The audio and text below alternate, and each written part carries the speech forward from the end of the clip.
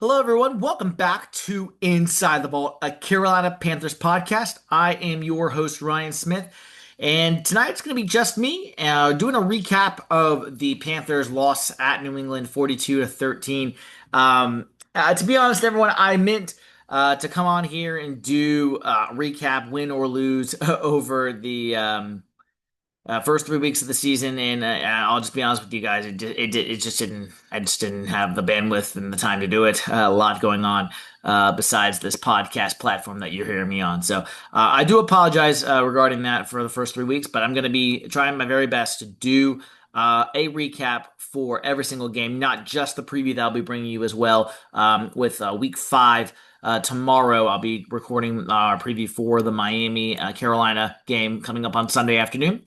But here on Tuesday, as I record this, it's going to be the recap episode for the Panthers' loss at the New England Patriots, falling 42-13. Well, the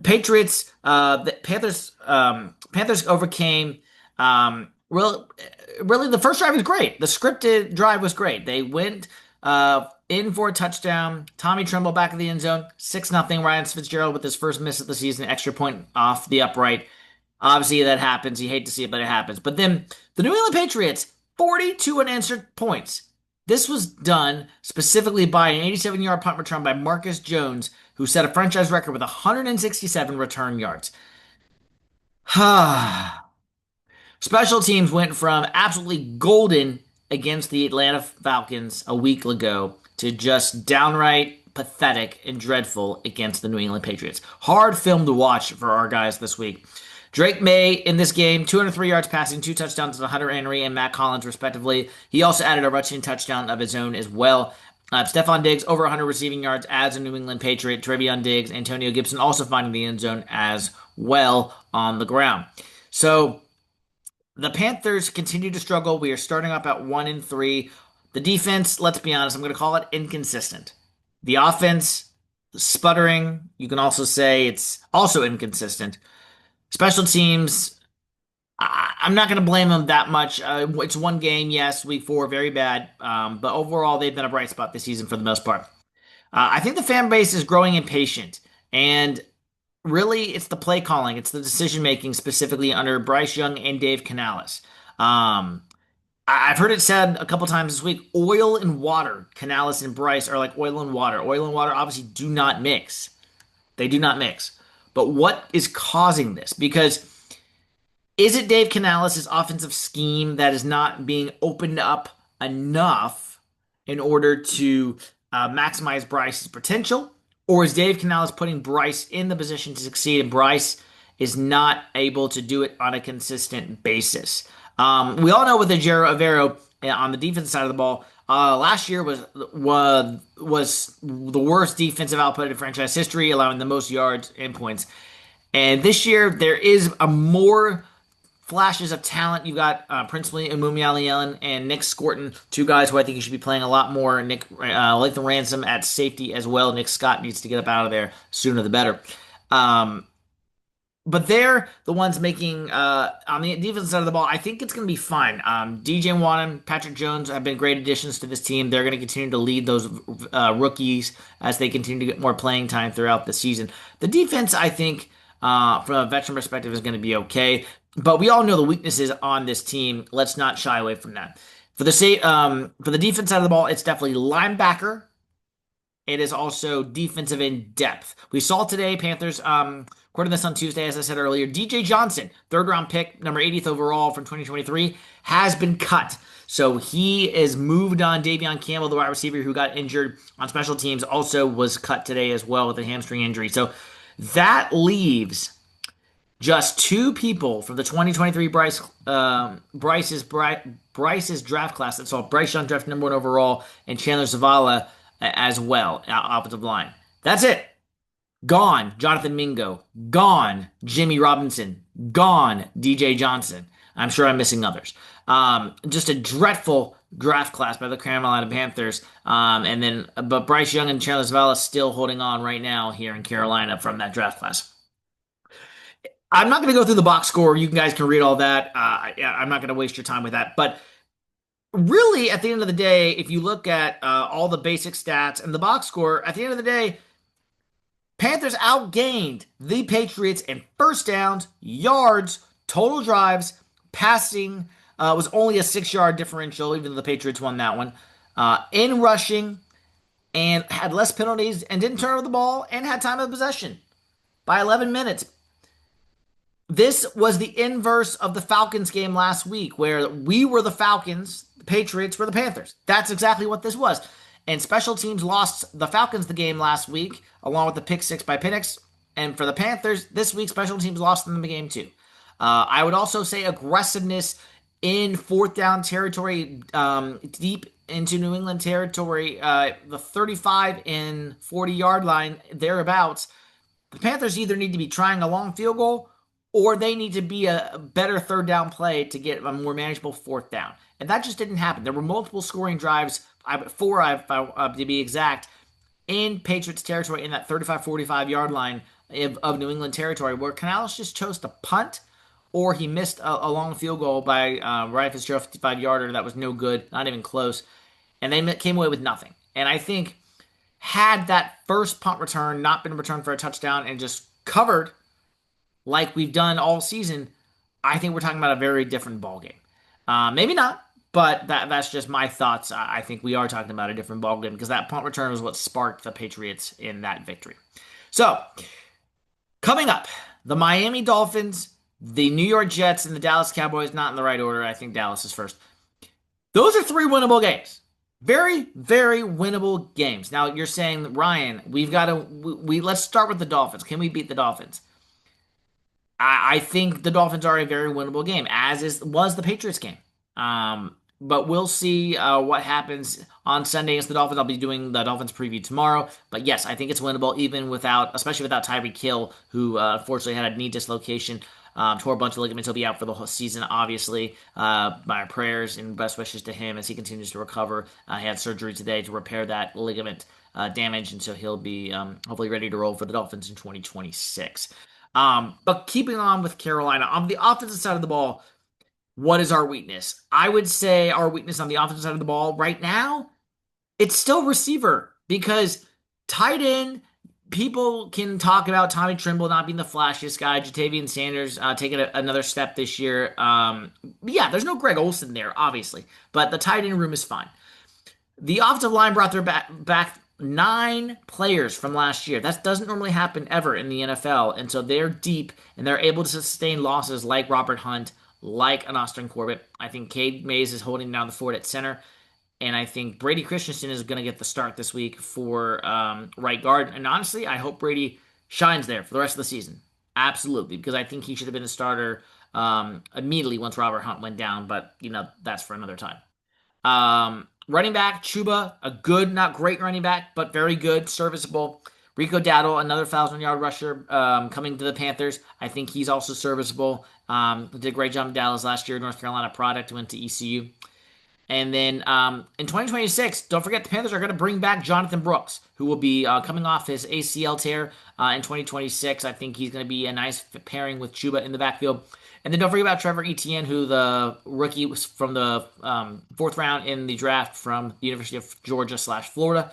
I think we've seen him make his lumps this year with the punt return muff in the Falcons game. And then obviously the Patriots game, downing that punt at the 1 yard line, not the best decision, and letting it bounce, rather letting it bounce into the end zone. But I think he's going to be a serviceable third down back for the Panthers, change of pace, maybe a guy that can catch balls out of the backfield in future time. Maybe we can see that this season. We'll see what happens there. But yeah, wide receiver is definitely the weakest link because you've got Ted McMillan, but he's a rookie. Yes, he's going to be number one, and I think he's going to be dynamic, very good. I might say borderline elite. Think of him as a poor man's Mike Evans, Drake London. Some people compared him to as well.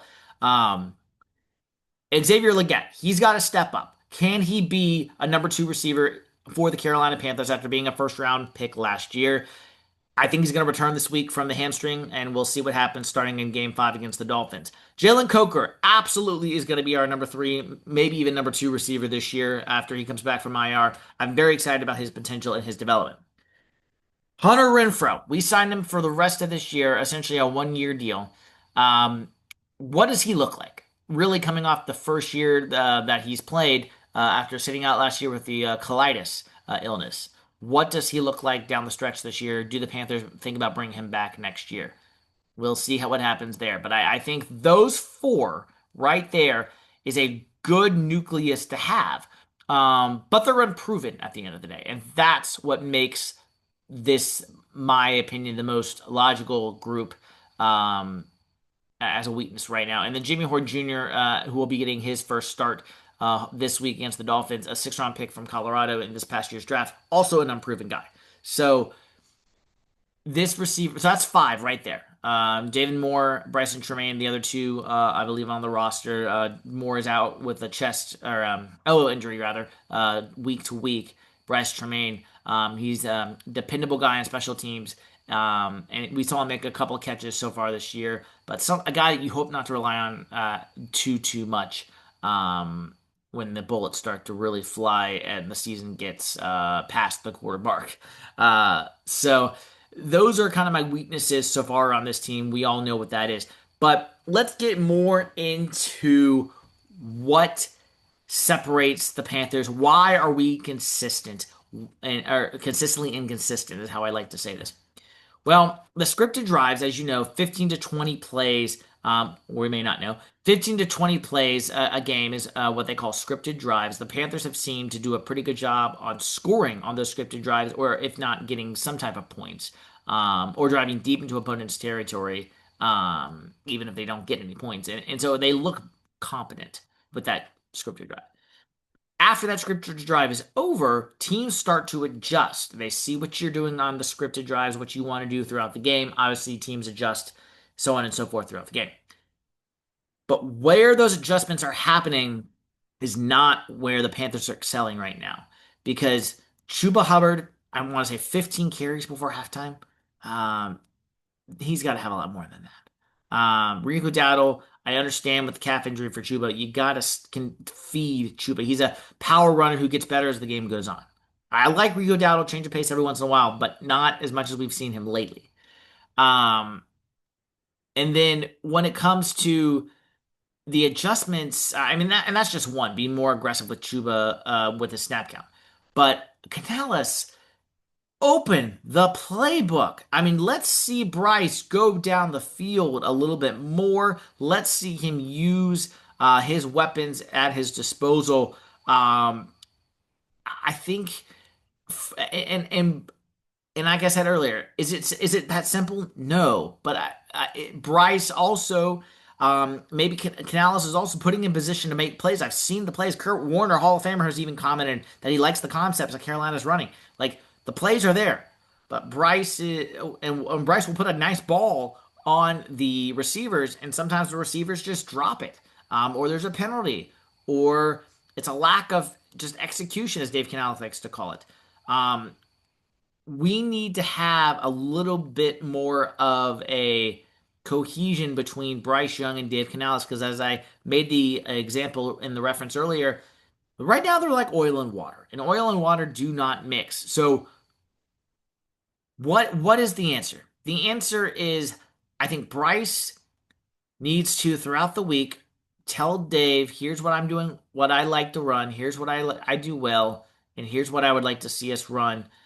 Get into the 2 minute offense a little bit more. No huddle if needed be as well throughout the game. And when if you do find yourself trailing, don't lollygag. Act like you're trailing. Don't just act like everything is just fine and dandy, but you're down, 19, 20 points in the second quarter. You got to pick it up. We got to see more sense of urgency. I haven't liked that in the games that we have been trailing this year. And then but I really think what it comes down to at the end of the day, because okay, I've heard this theory. Some people don't think Bryce totally trusts Canales, or Canales doesn't totally still trust Bryce. I think that Bryce trusts Canales, and I do think Canales trusts Bryce. But where that distrust is lying, I think it's a little bit of both. I think Bryce needs to be more consistent in the plays that are called and be able to execute those consistently. But at the same time, for Canales, I think he needs to open up the playbook a little bit more and let Bryce be Bryce. Let Bryce be Bryce. Do not handcuff him. Don't try to make him play within a certain box. Let him open it up and get this offense going. That game against the Falcons, where the Panthers obviously won 30 to nothing, there was more points that they could have had out there. They could have had 50 on the Falcons that day. I wanted to see them open up the playbook even more um, that day, but obviously they didn't need to on that specific day last Sunday at Bank of America Stadium, the home opener. But a loss. Those are my thoughts regarding what is going on right now between Bryce and Canales. How can they overcome this? And the first step to overcome this is winning ball games. It's much easier to correct mistakes and to see past flaws when you're winning ball games. The Dolphins, the Cowboys, and the Jets give you 3 games here to be able to win. I think you should definitely be able to win 2 of these 3 games. Dallas is going to be a little tougher than the other 2, but you should be able to hopefully win 2 out of these 3 games. If the Carolina Panthers are 3-5 or 4-4 after 8 weeks, that I'm I'm sorry, that's a win compared to a lot of people's eyes from last year because we were 5 wins last year. So if the Panthers are 4 wins after 8 weeks or 3 wins after 8 weeks, you're already almost there from last year. I believe I predicted them to be 8-9 as the record this year. Going into it, they're going to obviously have to do these games are definitely critical for me for my prediction to be right. But I'm not that I'm really counting on that. But at the end of the day, the Panthers are have a loyal fan base. But at the same time, this fan base is frustrated. I get it. I've been podcasting about this team, and I've been a fan. I've been going to games since I was a little kid. My parents have PSLs. I get it. Like my first season was the 1-15 2001 team. So listen, I've been to my fair share of Panther games that have been just absolute mollywops and just hard football to watch. What can the Panthers do? Well, they can start winning these games that are winnable on the schedule. They can start putting together a more consistent product week in and week out. And what does that look like? Living up to the culture that's been set, finding that true identity and taking that identity by storm each and every week.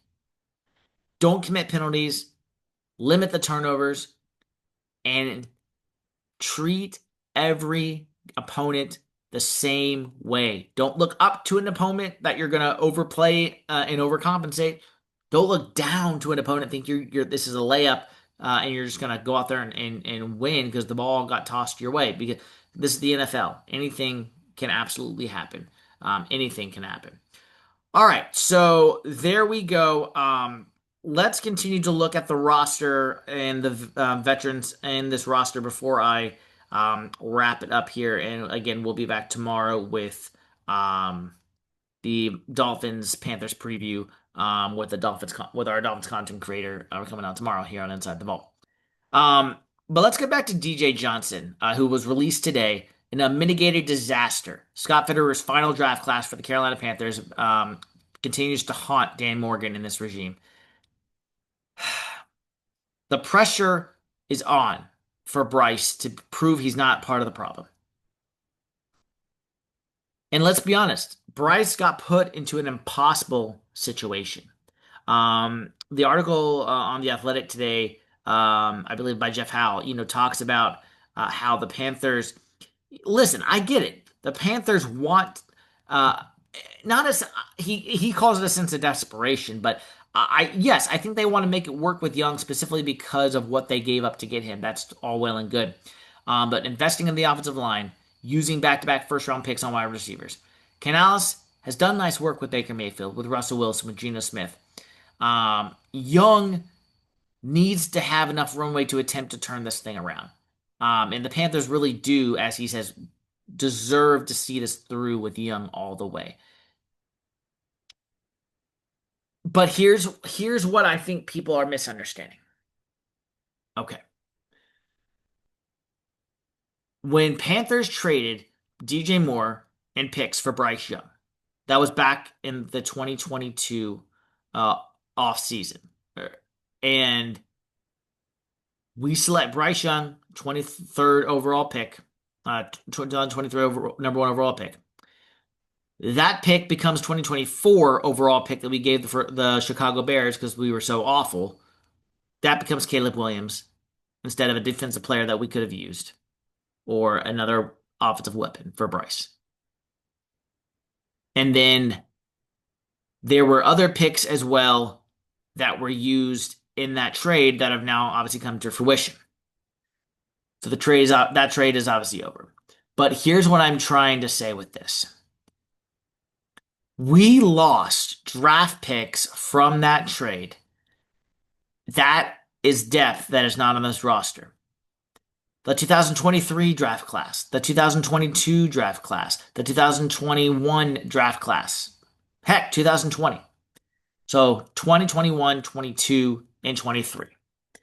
Those are all draft classes that have players that are not here anymore for the most part. Okay? Let me read to you the draft classes for the Carolina Panthers in their draft history, okay? We're starting with 2020. Derek Brown, he's still here. Yetur Gross-Matos, he's gone. Jeremy Chin, he's gone. Troy Pride, gone. Kenny Robinson, Bravion Roy, Stanley Thomas, Oliver III, gone. Derek Brown, the only one left from 2020. J.C. Horn, still here. Terrace Marshall Jr., gone. Oh, this is 2021, by the way. Brady Christensen, still here. Tommy Tremble, still here. Chuba Hubbard, still here.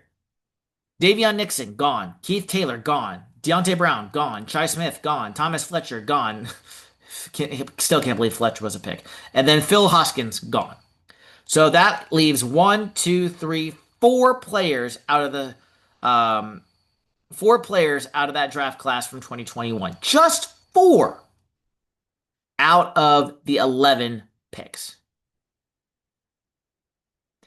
2022, Ike Ekwonu, still here. Matt Corral, gone. Brandon Smith, gone. Amari Barno, gone. Cade Mays, still here. Kalen Barnes, gone. So just 2 from the 2022 draft class out of 6. So that's a third gone. 2023, Bryce Young, still here. Chandler Zavala, still here. Jonathan Mingo, gone. DJ Johnson, gone. Jamie Robinson, gone. So 3 out of the 5 gone. So let's add these up. Oh, I'm sorry. And then 2024, Michael Barrett, the only one gone from 2024. So let's add these up. 1 plus 3 is 4. Plus 4 is 8. Plus 1, 2, 3, 4, 5, 6, 7 is 11. Plus 1, 2, 3, 4, 5, 6, 17 people. And why not? Let's go back to 2019 as well. That entire draft class is gone. Brian Burns, Greg Little, Will Greer, Christian Miller, Jordan Scarlett, Dan Staley, Terry Godwin. 7 people from 2019 gone. 6 people from 2020 gone. That's 13 people. From 2022, and I apologize, it's late at night for me doing math. 4 people gone.